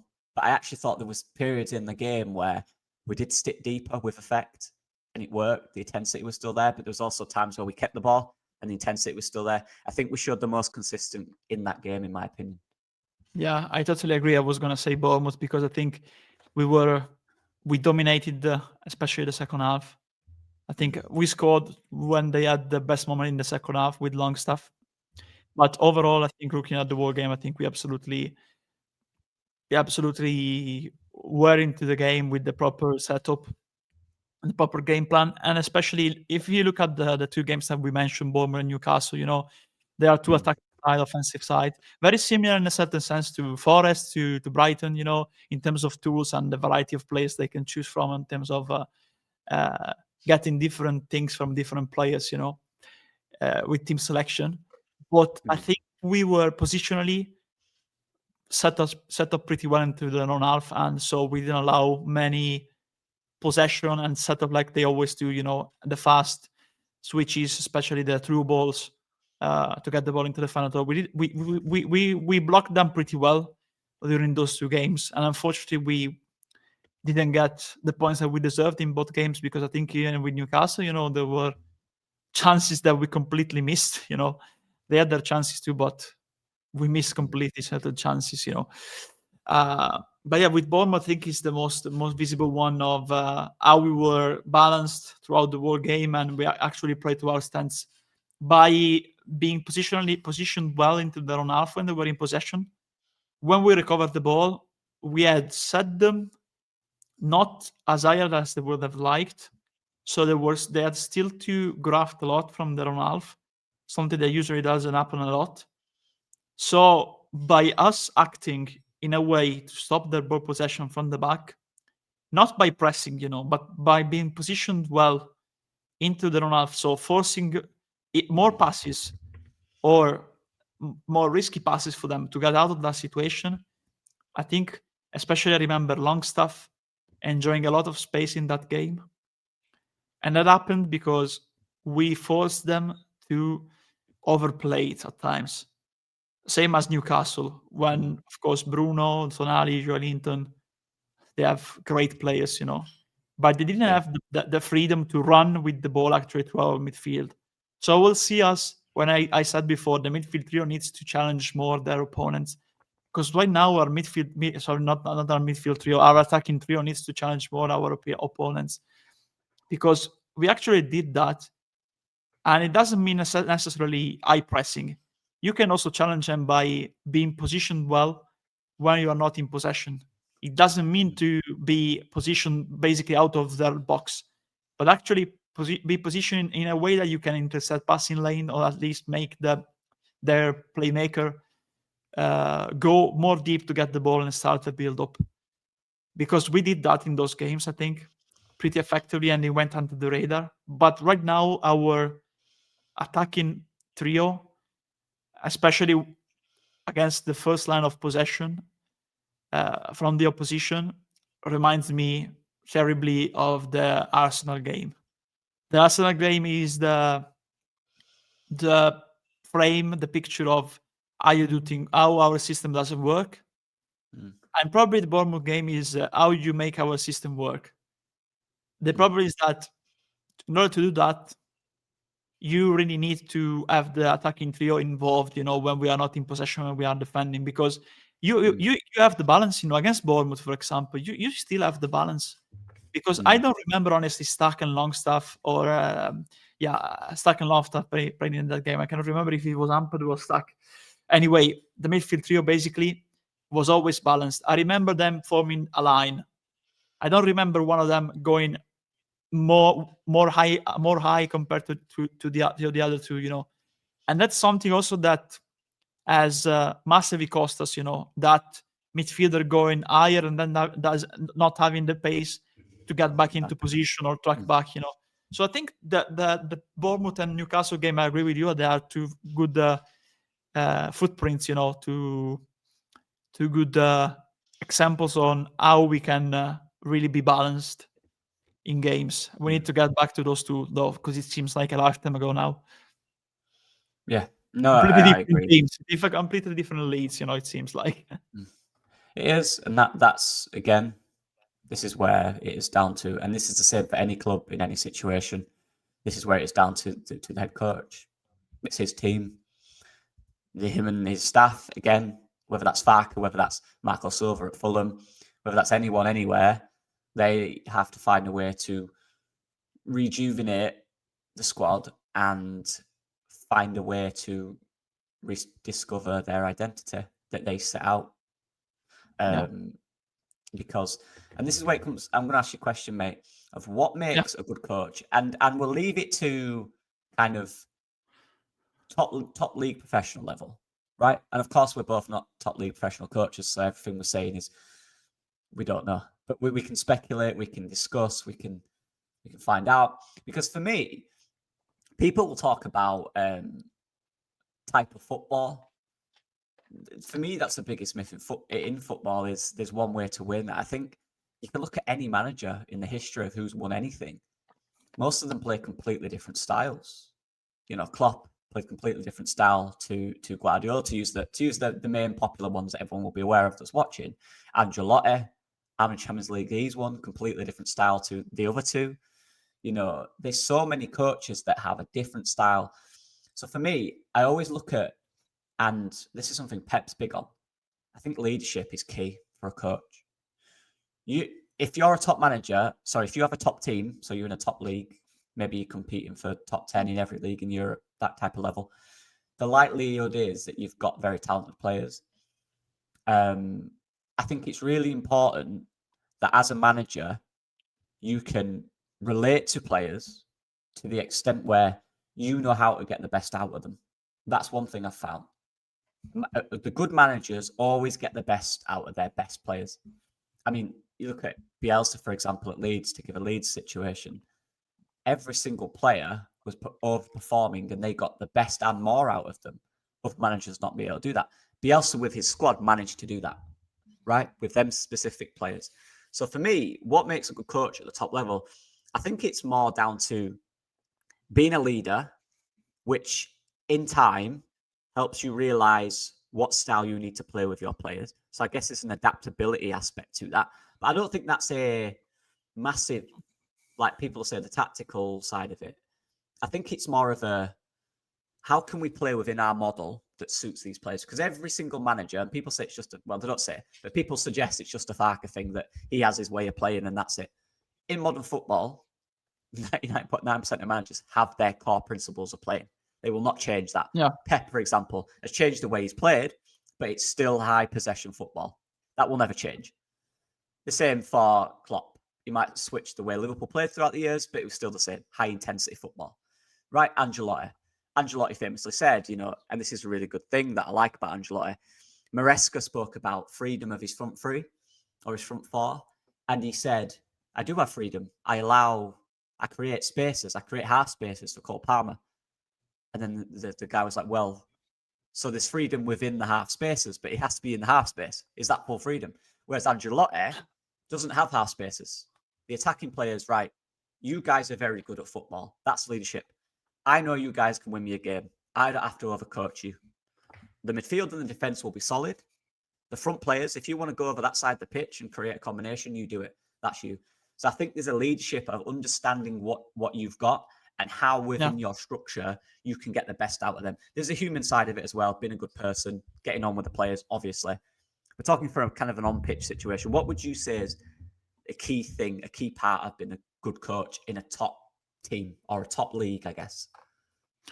Yeah, I think it's down, like you said, to being adaptable to what you have at your disposal. You mentioned good examples like Ancelotti allowing the freedom to his top players because he knew what they can offer. I think dialogue with individual dialogue with every player, making everyone from the first name on the team sheet to the last player of the basically of the bench, but not just the bench, even the youngsters and the third choice keeper need to feel involved. You need to keep everyone involved because it's easy for players to feel like disconnected from the frame. I'm not playing, so to get demotivated or not having an impact then when they come on, because especially in modern football you need to work on the psychological aspect of that too. And also, unfortunately, many managers have a squad with gaps, but that's the case, for example, for Reggiana. But if you have, I give you an example about Reggiana. The manager is Dionigi, and that's another trait that I really like about the manager. When he speaks with the press, with the players, he's always honest, always transparent. He works to improve the team, not to keep his job. There's managers who, like Conte, for example, he's lost some games now. He's blaming like that on a transfer window. 9 players signed the window were too much. I don't want to carry on this side if this is the situation after the 2-0 loss at Bologna. These are two different things. You are working with the players in a certain way, and the other manager, Conte, is blaming the players for the performances. He's trying to get a reaction from the players by actually trying to put the pressure on them to make them feel the pressure. And why Dionigi, for example, Reggiana doesn't have a wing back. They play at 3-4-2-1. They don't have a right wing back, capable. There's a player that used to play as a right winger, so defensively it's not working. They adapted a player who physically is not very big, but he has a lot of pace. So when the ball gets to him, actually, Legionnaires play a more attack minded style of football. He's left-footed, so he turns inside, and it's a tactical enigma for the opponents. But he also sacrifices himself on the defensive end. So that's something that the manager, he had never played in that position, but it's actually working. It's one of the most improved players on the pitch. But because why? Probably it doesn't have the body, but in the system Regina playing, there you need a player with pace. So they adapted him, and it worked. And that's down to the manager. And something the manager needs to do also, it's trying to adapt also to the opponent. Try to, like many clubs do. You need to play the players that work better against the sides. You don't need to pick the same starting 11 every time. If you have a player that suits you more, for example, more physical or versatile against a different opponent, you play him. You play him because you rotate the squad. You make everyone feel involved. You make everyone feel it's worth, because every player has a worth and can offer something different. And especially a good manager, I think, needs to have a frank and open and very direct discussion with a leadership group inside the squad. You need to identify the leadership players. We've seen that at many clubs, especially also in TV series. You need to identify who your leaders are, because you need to basically always get the grip of the dressing room. See not just the tactical aspect, but are the players liking how you playing? Are they struggling to adjust to a tactical situation? You need a frank and open chat with that, because once you lose the dressing room, it's over for a manager. There's no turning back. For example, Pioli at Fiorentina, he lost the dressing room because he wanted to impose his methods over his football, over the actual traits and characteristics of the footballers he had at his disposal. So what you saw was when they were losing possession, they were passive. That shows you when you have a disconnected group of people. And the manager should really, like Ferguson did at Man United, for example. You need to, or Bielsa. Bielsa made Cooper, Dallas. Those players. They were good players, of course, but he made them leaders. Some on the pitch and some off the pitch. Like, for example, I'm talking about Cooper, Dallas, Click. All these players became idols, became fan favorites because of the way they acted on the pitch, relying on each other. I've rarely seen this season Leeds players relying on each other. But that's because the managers should make everyone feel connected. I'm sure you've seen the Zerbi at Marseille. That's another good example. You work with everyone, saying the proper words when you need to motivate, but also the harsh words when you need to wake up a player, like you did with this McConaughey, for example. Yeah, you've got to be convincing, right? I guess that's one thing. You have to be convincing. You have to convince. They don't have to like you, I don't think. I think it's about respect and convincing. So if you can convince a group of players that this is the right way, this will win you this game, this will win you the league, it will help them in their careers. Yeah, exactly. Then they will respect you. They don't have to like you. They might not even speak to you. But if they're convinced that this is the right way from you, and they respect your leadership and what your ideas are, then you will get success. And that's exactly what we did under Bielsa. Because you think about it, people said, you didn't have a relationship with him. He didn't speak to you really off the field. That was down to you. But every single player that played, or some didn't, and some didn't work, and some left. But everyone that worked for Bielsa, they respect him very much because he made them better players, and the success worked, right? So for me, go on, mate, what were you like Barry Douglas, for example. Yeah, that's one example. So and that happens. This is the point. Every single manager has. Even you look at the best ones, they fall out with players. It happens. Sometimes players don't believe in what they're doing. And I think this is a reason why Bielsa never really managed a top team, because it becomes ego-driven then. Because you have these players, they don't want to run more than anyone else. They believe they're better. They believe that just give me the ball and I'll show you what I can do. That Bielsa didn't work at top club like that because the ego was too high. even look at Uruguay now, a lot of the more popular players had a problem with his system.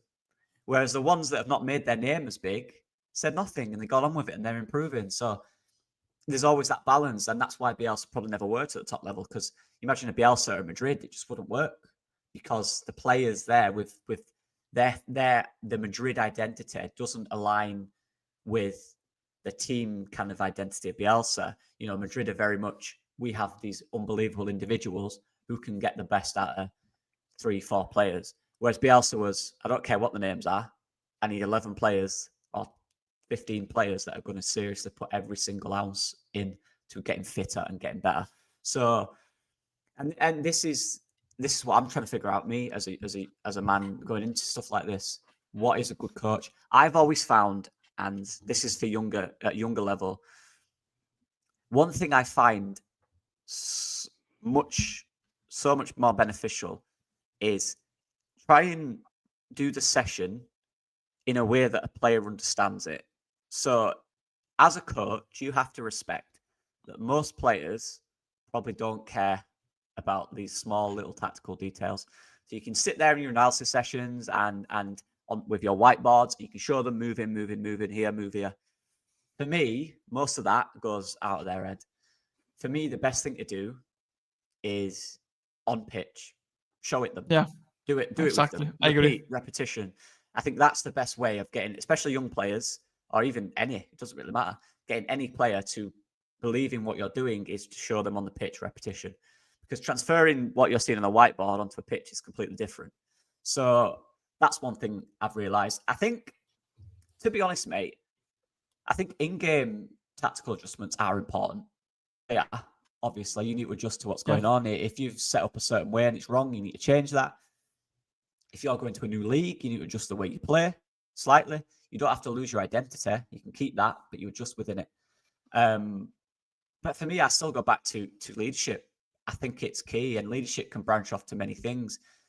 If you're a leader, if you're a good leader, one, you'll convince the leaders of the team, which then will convince the other players, which then will convince the young players. If you've got everyone convinced, everyone will then believe in your identity. Everyone will then play with your identity. And because everyone's happy in the way they're playing and the atmosphere is then good at the club, everyone will perform at their best ability. So for me, that's the key thing. You can be an unbelievable tactician. If you're not a leader, the players won't do it. Yeah. You've got to be a leader. You've got to be convincing, and you've got to be able to adapt, in my opinion. But believing in what you believe in, adapting in. If you, for example, if you go to a game and go, right, I'm Ben. I'm a possession coach. Reset. I'm a possession-based coach. Right, we're going to pass here. We're going to do this. We'll do that. Oh, sound. 3 games in. Right, guys, what we're going to do now? We're going to do a low block. We're playing long ball. They're going to go, what? But we just, believe in what you believe in. Stick to it. You can adjust. Like Leeds, for example, now. I haven't got a problem with our build-up if we have a solution, right? So the build-up's fine. The slow build-up's fine. But do we have a solution beyond that? At the moment, we don't. We can't find it. Yeah. If we can find a solution, the structure's the same. The slow build-up is there. But then there's a solution. We find a player in space. Then we can attack. Fine. It works. And it worked earlier on. So for me, those are the most important things, mate, in that. Yeah, absolutely. And another thing I think is, like, for example, we talk about Bielsa, remember Athletic Club, there's a pattern there, Newell's, Athletic Club, Leeds, even when he was at Marseille, it's like that mentality of know where you're at, know about what identity you're being a part of, because it makes everyone feel involved in terms of being part of the club. And it had that mentality of us. This is us. We're not going to change who we are. We're not going to change. There is a peculiarity. There is a peculiar tradition here. You're going into, So I think when you make everyone feel like a solid group, a group that can really like each other, really rely on each other, on a human level too, we see the friendships that they are still going on to these days, But but because they had leaders, they were hanging out also off the pitch. They were establishing lifetime relationships, and even the younger ones, when they arrived, they adapted, into that. When he went away, I think that thing disappeared at Leeds. That thing disappeared because look at the season when we went down, already there, the leaders, because we had the leaders still on the pitch, they were still the ones performing better than the others. And that's a problem because we had signed like Aronson, Christensen, Koch was still there, and actually Roca, Adams, apart from Adams probably, but Rodrigo, Ayling, Strauch, they were the ones trying to lift up and carry the team because they had already been there when Bielsa was here. So they had that mentality, and they had seen that group, that mentality, that closeness on and off the pitch go away. So they were trying to like be the islanders of that, And right now, I don't see that mentality right now. Unfortunately, I don't see a leader now on the pitch too. I don't mean a technical leader because people pointed out Lampard is a leader. Yeah, technically, in terms of technique, vision, what he can bring, but we need like one capable of really uplifting and basically make his presence felt like Cooper did, because people criticize Cooper, but the amount of work he did off the pitch went unnoticed many times, keeping that group together, he was the leader of that group off the pitch. Right now, I don't think there's a leader capable of carrying this team, and not just the manager, because the manager needs to be a leader, but the manager can get you as far, can get you to that position. But once the referee blows his whistle, there needs to be a leader. Why people love Gattuso? Why do they love, for example, other players can be, I don't know, Simeone with Argentina, those kind of players, Name one for England because I cannot remember one now. But Paulins, for example, in the 90s. So yeah, because these players were the one that Harry Kane now. Harry Kane now, yeah, exactly. Harry Kane, proper example, of that. A player capable to know how to handle every situation, like the manager, because the manager needs those kind of players right now, and we need to find these players now in this situation, because right now when we concede or we find adversity in a game, we don't react. That's the problem. We don't react. We don't look like scoring. We don't look like we have the fight, to counterattack that, and that's something that we need to find if we want to really change this situation and get past this crisis. Yeah, you're correct. With what we've got, we have to find the solutions, and I hope we've been in this topic. I hope we've been fair in pointing out that actually this is down to both manager, coaching staff, and players. It's not one thing. It never is. It never can be. That's not how football works. It's about the identity of everyone together. So, mate. I think there's another good example that you made, many time ago. I think it was like 2 years ago. Carlos Cuesta can be a good example of that.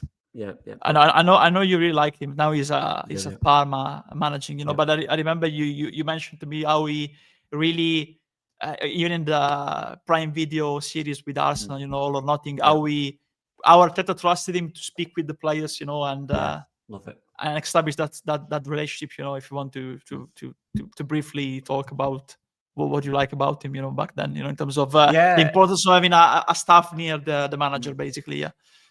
100%, and that's the importance of a team again, the staff around. It's not just on Farke; it's on the staff around him. These guys, the coaches will speak to the players more than the manager. They speak to them they're at training all the time. Farke will be there, but they will be doing it. They'll be performing the training. They'll be doing the tactical side of it. They'll be doing the physical side of it. Don Magala, for example, the physical coach, he'll be doing all that. What I really liked about Carlos Cuesta when I listened to him is I'm sat there listening to him going, I'd play for you. I believe in what you're saying. It's so important that you're believable. And I wasn't necessarily listening to the tactical side of it. It was listening to the core beliefs of what we expect. And you've got to be convincing again. And he was seriously convincing. And that's where obviously I was interested in, if you listen to someone and you like what they're saying and they're making you feel like, oh, I like this, you're going to be interested in them. So how's he doing in Italy. Well, he doesn't have a great squad, unfortunately for him. Okay. Not unfortunately, sorry, because unfortunately for him, of course. But I like them not going well because they're our rival team Yeah, of of course. Reggiana. So when they're doing badly, I'm happy actually. So, but Yeah. If we look just at Quest, unfortunately for him, it's not a squad with a lot of depth. They had they have a very good number 9, Pellegrino.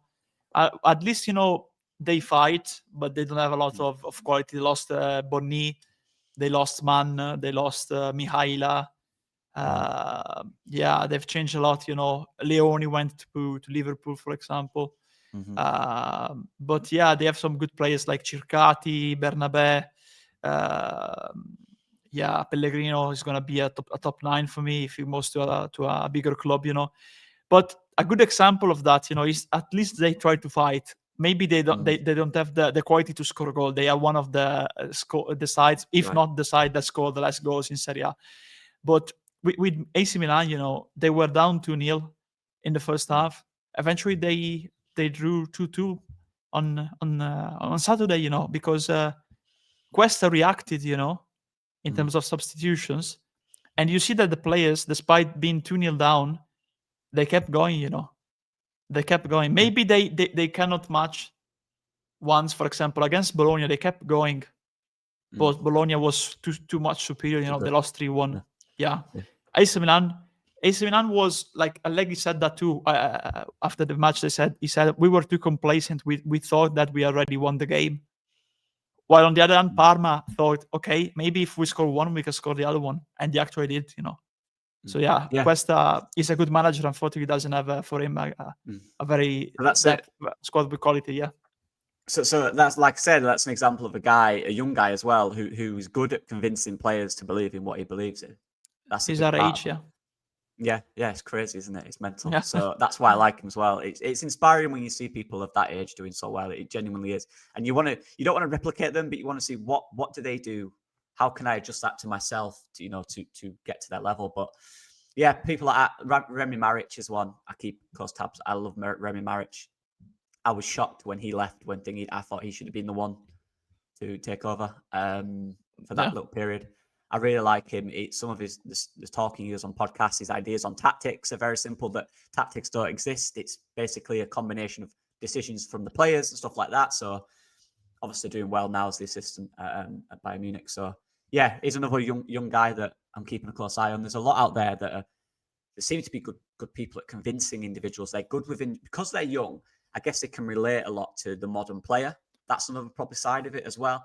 You're looking at the older managers now who scream at clouds, because they've lost their way of communicating with the modern player. Modern player now is different to the modern player 15 years ago, and that's again respect to the likes of Pep Guardiola and Ancelotti to an extent. They've adjusted their way to adapt to the modern player and what the modern player is like. So people like Cuesta and Remy Maric is, particularly Carlos Cuesta, he's actually doing it himself. I look at that. So you give him a better squad and you will have a group of players there who will fight, which will give them a chance, make them overperform. So yeah, that's it on that one. Yeah. Good discussion on that. Yeah. And I guess that comes down to just the final bit before we're going to talk about Italy. The final bit on this, I just wanted to very quickly as well, mate, we'll hold on to it. So this comes back down to this. Do the players believe in the manager? I think yes. I think when you have that much success as a team, it doesn't just go in a few days. I think that's mental to suggest. People have suggested that, by the way. That's why I'm saying that. They still believe in what they're doing fully. Probably too much at times. That's the problem, right? They're very, very astute in what they believe in. Some of them need to be a little more individual and just take things in their own hands at times. I remember Bielsa, 10 men, when we sat deeper. Bielsa didn't want that. I remember Stuart Dallas said in an interview recently, he didn't want us to do that. We just took it in our own hands to be more defensive. Bielsa hated it. Sometimes you go against the manager, you say, all right, Gaffer, yeah, sound. You get on with it. It happens. It's football, the football players. But so for me, I'm looking at something, right. Can he get more out of these players? Yes, because we've seen that. But the question is, can that come back? And can another manager, if you get rid of Farke, assuming we don't buy anyone, by the way, which we're led to believe we won't, assuming that doesn't happen, can another manager get more out of these players? If the board think yes, then I don't see a point in waiting. I genuinely don't. Because the longer that goes on with that in their heads, if they're in their heads thinking you can't get more out of these players, just do it as soon as you think that, because you've already lost hope in the manager, which trickles down at that point. We don't want it to get toxic. Public opinion is key, in my opinion, as well. If Ellen Road is, or the whole fan base is extremely toxic, like it was the season we got relegated, we've seen no matter who you bring in, that is so hard to bring back. So for me, if they don't believe in the manager, then it has to happen very soon. If they do, which it seems they do, fine. But I think you have to back him. I think if you're backing Daniel Farke, you have to back him in the window for me. I think they're the two options. Just to finalize that. What do you think on that one, mate? Yeah, I agree with you. I basically agree with you. There's not much to say, to what you said. I think if the change needs to happen, they think, he doesn't have the full trust of the squad or the full trust of the board. And the director of football too. The change needs to happen now because it's the final international break before March, and then we have a tough run of 6 fixtures, and it will be difficult to get instantly a manager. So I'm thinking about maybe 1 or 2 games a caretaker probably, and a new manager will want guarantees. So you need to invest in the window either way. If you decide to back Farke and he goes and makes some good results, you still need to invest in the window. In January, if a new manager comes in, he will want guarantees of investments in the window because managers are not hiding, with their opinions. Not everyone accepts to be the face of the club, like Conte proves.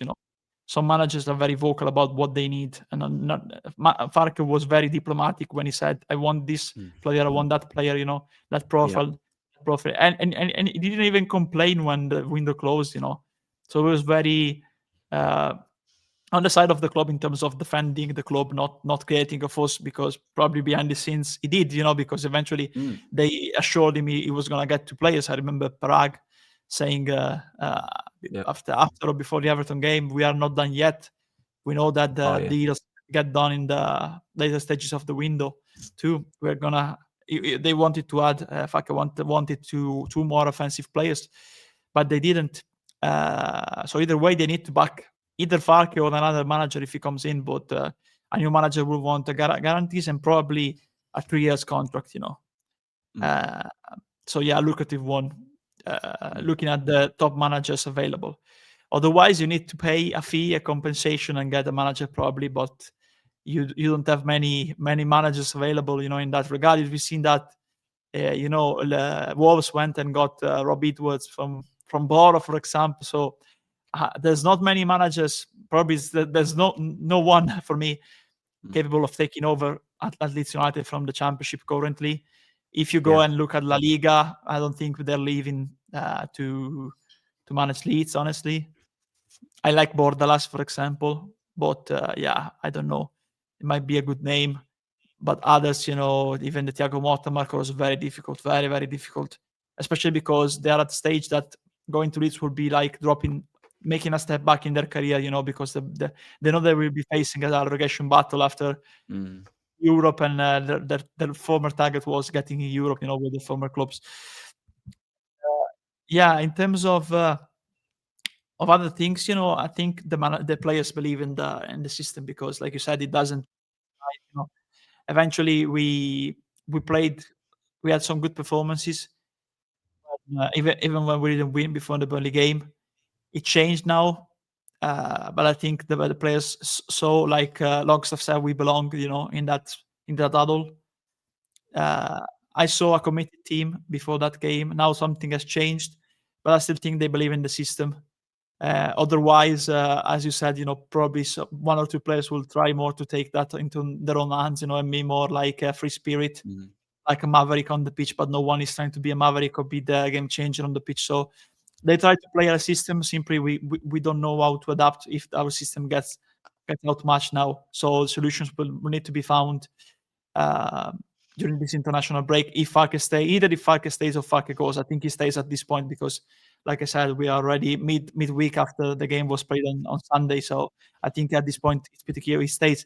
And there's also another thing that I want to add, because for example, we know that it's really unlikely they are planning for a managerial change through what Baron Cross heard, and an article by Graham Smith, and there's another thing that I would like to say, and I say that I've been in that position in Italy many times, on both sides of the table, next to the player, with the media training and everything, but we won't say that because many times, as I think for sure too, there's media training, there's a briefing between Of course, yeah. and the manager and the player when you analyze what possibly can be asked and how to react to that when that if that question arrives, and I've been on the other side asking the questions, in Italy here. So I really would like to, because there's many talking points, there's the change of formation. We're talking about specifically, for example, in the past weeks, Biol, the run, the goal we conceding from runners from the opposition midfielders, the struggle of DCL at times to keep the ball up, the role of Aronson throughout the games, the situation of Gnonto specifically. Now he said that he didn't want to risk him, That's the answer he gave. The possible change of formation, if he thinks we have enough depth to change the formation. Every topic we're talking about. We're not the only ones, basically. Because I see that, for example, we started doing the analysis with the graphics. Now everyone is doing analysis with the graphic. Of course, yeah. As we did with the scouting report, it's fine. Of course, we don't all that, but it's actually pretty good, pretty rewarding, because you see that you're doing something well, and that it gets around. You get that going in a certain sense, But all the topics we're talking about, and as I said, we are not the only ones. I would like to see them, like the journals, be more direct in challenging, not challenging in a way like try to undermine him, but be more proactive with the questions during the press conferences. Because I would like to see, all of us are talking and doing analysis of specific situations, switches, that player, the track backs. I would like to see the version of the manager. I would like to hear the version of the manager, honestly, because that's what's missing in the space right now. That's what's missing in the Leeds United debate, the version of the manager on certain topics. So I would like to see I would like to hear, not see, of course. Sorry, that I'm Italian sometimes, because in Italian you see in an informal way, vorrei vedere la reazione. It's like literally, I would like to see, but in English is I would like to hear what the manager. I would like to hear what the manager thinks about that. C still makes sense. I'd say C. Yeah, C. I still say that. Yeah. C. I would like to really get that point, because we have our opinion. I would like to see what the manager and hear what the manager thinks about those topics, because everyone is talking about them. Everyone, and they are visible on the pitch when you analyze the game. So I would like to confront my opinion and maybe grow or change my opinion. Really see where I'm at. Hearing also the version of the manager on this this specific. So yeah, what I want to see or what I want to hear is I want to know. I want them to ask, what is our identity? Everyone's wondering what our style of play is. Everyone's asking. I want them to ask him, what is it? How do we set up? What's our identity? What do you want the players to do on the pitch? What are we? I want them to know, asking that. I also want to know about other stuff, like I want them to ask, is Joe Perreault ready? Is he good enough? Why is he not playing? What's your opinion on that? How can Gnonto and Dan James affect this team more? The wingers' numbers are not great. How can we get more? How can these are stuff that I want to see. Why is the midfield intensity dropped? Ask him these things, right? Ask him, and he'll answer, and then we'll have our answers, and we don't have to think and go, oh, maybe. But overanalyze. Exactly. So that's what I want to know. But yeah, we're just going to end off with obviously Italy making a mess up of qualifying for the World Cup, Andre, and I believe do Norway need to lose points against Estonia in order for you to have a chance to qualify? Is that right? I'll let you explain, obviously. Yeah, directly, basically, yes, because we have a very, very bad, goal difference, against them. So if you look at the goal difference, there's no chance because they beat us 3-0 in the first game. They played against Estonia. But basically, if they win or draw, it's basically game over for us because we'll have to score 8-9 goals, 10 goals, to beat Norway at home, So Estonia need to win. Estonia needs to not lose basically against Norway. Okay. So, but that can happen honestly because I feel a miracle, honestly, to be fair. I know, but right. you know why? Because Norway are like Leeds in the international football. They always start well, but there's always one game where they slip. Usually, they missed our qualification many times in the past because of just one game. So that game has not arrived yet. They risked to have a goalless draw in Tallinn against Estonia. Now they are playing at home. It's a Nordic, matchup, Norway against Estonia. So you never know why. Probably Estonia will play like 11 men at the back in front of goal, trying to block them. They won 1-0. It was a very difficult game for them in Tallinn for Norway, just one goal. So I honestly I won't rule out a draw. I won't rule out a draw. I know they are massive, Norway. Like against East, well, I've seen the game, like they were battering them 3-4 goals like in first half. Norway, they have so much quality. They are honestly a sleeping giant in international football. But I really want to believe that the game on Sunday at the San Siro, full San Siro, will matter something. It will still matter something because even if they win against Estonia, at least you face a top side and you prepare yourself for the playoffs in March. And if you win like against Norway, you see, okay, now we're coming back. We are coming back with a new manager, with the squad return. Is honestly picking up, introduce some youngsters too, like Pius Posito now. He's trying to change the habit. But we were talking about managers before. What makes a good manager a good manager? Good coach a good coach. In this case, what Gattuso did when he took over from Spalletti was not working so much on the tactics. Giving them some advice, some key instructions. But what he worked more on was the mentality, because the mentality was under the shoe. When Spalletti left, we were at this joint side. We just scored 2 goals against Moldova at home, for example. Now we play against Moldova. That's it, right? Yeah. You've got to get the person on board before the player, I guess. You have to convince the person before the player. That's the mental side of it, the personality side of it before the tactical, I guess. Yeah. And there's and the buzz around the national team has returned. I remember there was a disconnection with the Spalletti team especially after the Euros, because he mismanaged the Euros, honestly, too, against I think they had a bad preparation too in terms of fitness, because every team, even apart from Albania, probably in the first game, they are outclassed us. And again, we're talking about intensity. The intensity was terrible. Jorginho that didn't have legs anymore. Basically, his legs were gone. Barella, after a long season with Inter, was gone too. Frattesi was the only one with some pace at the Euros, so we were overrun, especially in midfield. I remember Xhaka running all around around our midfield. So it tells you everything you need to know about how the Euros were managed. And after the Euros, the buzz was not there anymore. I think the players didn't. He wanted to play the style of football. Spalletti he made successful at Napoli 4-3-3. But the team was built with an Inter block, and Inter were thriving with a back three.